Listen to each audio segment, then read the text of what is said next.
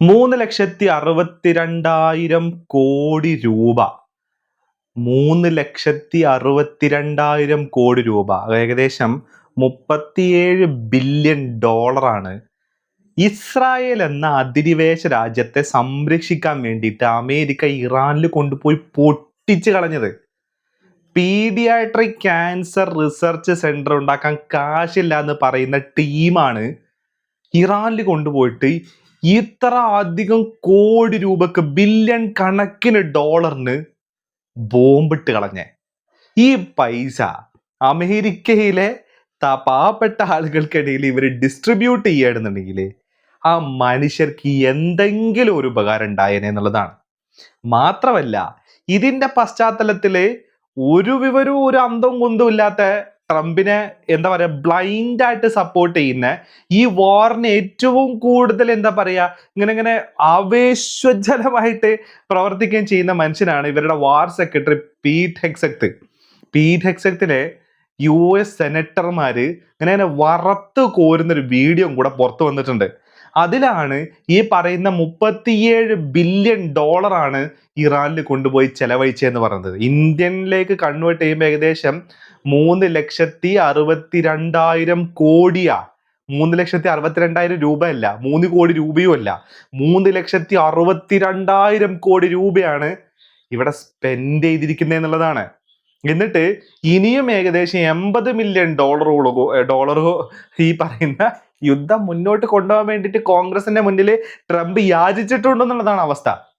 അപ്പോ ആ വീഡിയോ നമുക്കൊന്ന് കാണാം. US സെനറ്റർ ഡർബിനാണ് ഈ ഒരു ചോദ്യം ചോദിക്കുന്നത്, estimate എത്രയാന്നുള്ളത്. Estimate about what the war has cost us so far in this, the 5th month of the first year of this war in Iran? Senator, the estimate we have as of today is 37.5 billion. ഉത്തരം പറഞ്ഞത് കണ്ടോ? ഇത്രയും കാലം ഈ വാറിന് വേണ്ടിയിട്ട് നിങ്ങൾ ചെലവഴിച്ചത് എത്രയെന്ന് ചോദിക്കുന്ന സമയത്താണ് 37.5 ബില്യൺ ഡോളറാണ് ചെലവഴിച്ചതെന്ന് പറയുന്നത്. ആർക്ക് വേണ്ടിയിട്ട്? അമേരിക്കക്കാർക്ക്, ഇറാനിൽ നിന്നും അമേരിക്കക്കാർക്ക് സംരക്ഷണം കിട്ടാൻ വേണ്ടിയിട്ടാണോ? അല്ലെങ്കിൽ ഈ ഇറാൻ പിടിച്ചെടുത്ത ഏതെങ്കിലും അമേരിക്കയുടെ ഭൂമി എന്താ പറയുക തിരിച്ചെടുക്കാൻ വേണ്ടിയിട്ടാണോ? അല്ല. അല്ലെങ്കിൽ ഏതെങ്കിലും തരത്തിലുള്ള ഇറാഖിനെയോ അസർബൈജാനെയോ ഒക്കെ ഇറാൻ അധിനിവേശം നടത്തുമ്പോൾ അതിനെ ചെറുക്കാൻ വേണ്ടിയിട്ടാണോ? അല്ല. പിന്നെ എന്തിനു വേണ്ടിയിട്ട്? ഇസ്രായേലിന് വേണ്ടിയിട്ട്.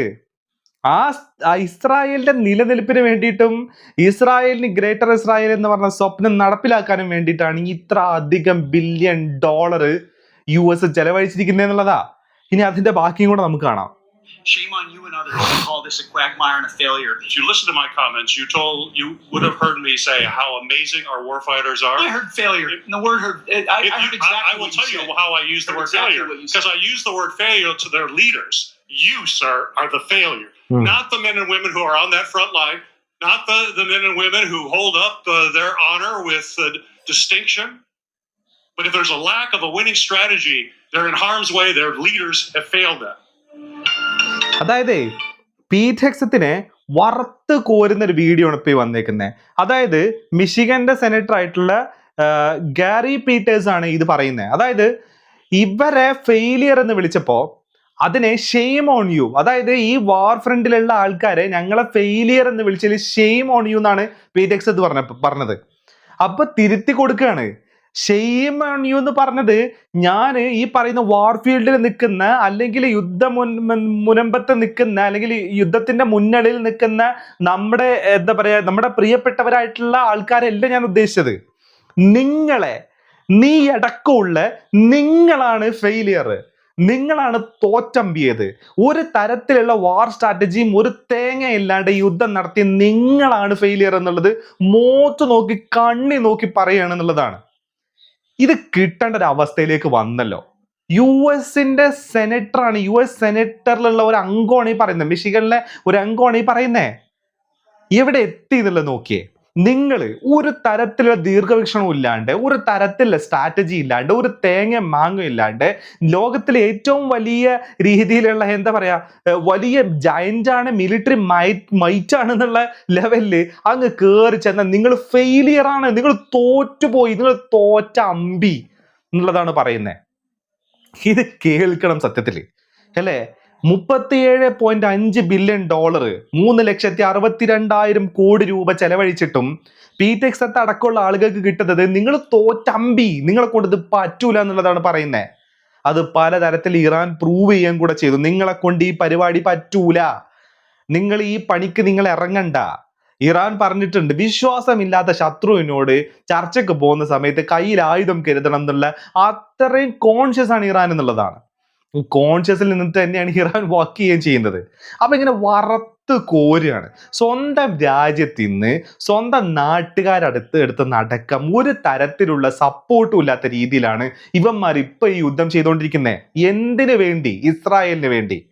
ഇസ്രായേൽ എങ്ങനെ ഇവന്മാർക്കെതിരെ ലോബിങ് നടത്തുന്നു? എഫ്സ്റ്റീൻ ഉപയോഗിച്ചിട്ട് പലതരത്തിലുള്ള ക്ലിപ്പും പരിപാടിയൊക്കെ കയ്യിലാക്കി തൊപ്പി കാണിച്ച അതേ പരിപാടി. എന്നിട്ട് ഇതേ ഞങ്ങൾ പറയുന്നത് കേട്ടില്ല എന്നുണ്ടെങ്കിൽ ഈ സാധനം ഞങ്ങൾ ലീക്ക് ആക്കും എന്ന് പറഞ്ഞിട്ടുള്ള ഭീഷണി ഞങ്ങൾ ചെയ്തോളാം എന്ന് പറഞ്ഞിട്ട് വാർ വീണ്ടും തുടങ്ങുകയും ചെയ്തു. അതായത് ഈ MOU, മെമ്മോറാണ്ടം ഓഫ് അണ്ടർസ്റ്റാൻഡിങ് അല്ല, മിസ്അണ്ടർസ്റ്റാൻഡിങ് വെച്ച സമയത്ത് അതിനെ തുരങ്കം വെച്ചു. ഇസ്രായേലിനെ ഇഷ്ടപ്പെട്ടില്ല, ഇസ്രായേൽ അതിനെ അനുകൂലിച്ചില്ല, ഇസ്രായേൽ ഈ പറയുന്ന ലെബനോന്റെ നേരെയുള്ള ആക്രമണം നിർത്തിയതുമില്ല. അപ്പൊ തുരങ്കം വെച്ചു. എങ്ങനെ? ഈ പറയുന്ന ഒമാന്റെ തീരത്തോടെ പുതിയൊരു ചാല് തുറന്നു. ഇറാൻ നോക്കി നിൽക്കുവോ? ന്യൂക്ലിയർ ബോംബിനേക്കാളും കയ്യിലുള്ള മാരകമായിട്ടൊരു ആയുധമാണ് ഇറാന്റെ കയ്യിലുള്ളത്. അത് വിട്ടുകൊടുക്കാൻ ഇനി ഇറാൻ തയ്യാറാവില്ല. ഇനി എത്ര ചർച്ച നടത്തിയിട്ട് ഒരു കാര്യമില്ല. ഖത്തറും പാകിസ്ഥാനും തലകുത്തി പറഞ്ഞിട്ടും കാര്യമില്ല. ഹോർമൂസ് ഇനി ഇറാൻ വിട്ടുകൊടുക്കാൻ പോകുന്നില്ല. കാരണം ഹോർമൂസ് ആണ് ഇറാന്റെ കയ്യിലുള്ള ന്യൂക്ലിയർ വെപ്പൺ. അപ്പൊ സ്വന്തം രാജ്യത്തു നിന്നോ സ്വന്തം ആൾക്കാരെടുത്തുനിന്നോ യാതൊരു തരത്തിലുള്ള സപ്പോർട്ടും ഇല്ലാണ്ട് തോറ്റമ്പി, പണിക്ക് പറ്റൂല എന്ന് മുഖത്തു നോക്കി പറയുന്ന രീതിയിലേക്ക് കാര്യങ്ങൾ മാറി. എപ്പോ? 3,62,000 കോടി രൂപ അല്ലേ? എത്ര പൈസ എന്നൊന്ന് ആലോചിച്ച് നോക്കിയേ. 3,62,000 കോടിയാ. $37.5 ബില്യൺ ചെലവഴിച്ചിട്ടും കിട്ടുന്നതാണ്. പണി പറ്റൂലേ, പണി നിർത്തി പൊക്കോന്നാ പറയുന്നത്.